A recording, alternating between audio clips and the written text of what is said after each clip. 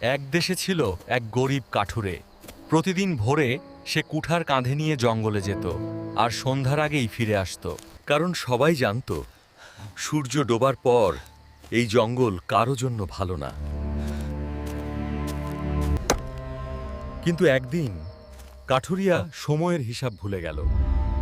হঠাৎ আকাশ কালো হয়ে গেল, বাতাস থেমে গেল, চারপাশে এমন নীরবতা যেন পুরো জঙ্গল তার নিঃশ্বাস আটকে রেখেছে। ঝিঝি পোকার একটানা ডাক। ঠিক তখনই সে দেখতে পেল একটা মেয়ে দাঁড়িয়ে আছে গাছের নিচে। সাদা শাড়ি, মাথা ভর্তি টাটকা সিঁদুর। বাবা, আমি পথ হারিয়েছি, একটু বাড়ি পৌঁছে দেবে? তোমার বাড়ি কোথায় মা? এই গভীর জঙ্গলে এলে কিভাবে? আমার বাড়ি নদীর ওপারে। আমি স্বামীর ঘর থেকে ঝগড়া করে বের হয়ে পড়েছিলাম। হাঁটতে হাঁটতে কখন যে জঙ্গলে ঢুকে পড়েছি বুঝিনি। বলতে বলতেই তার গলাটা কেমন বদলে গেল।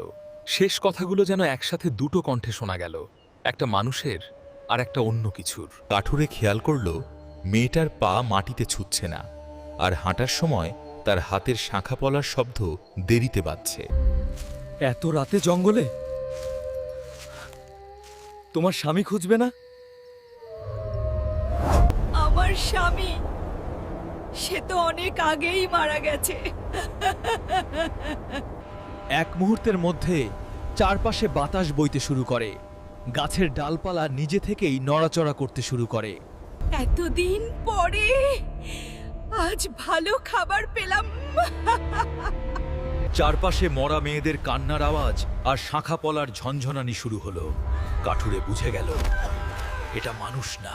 দাঁড়াও, আমার গলায় একটা তাবিজ আছে, এটা খুললে আমার প্রাণ নিজে থেকেই বের হয়ে যাবে, তারপর তুমি আরাম করে খেতে পারবে।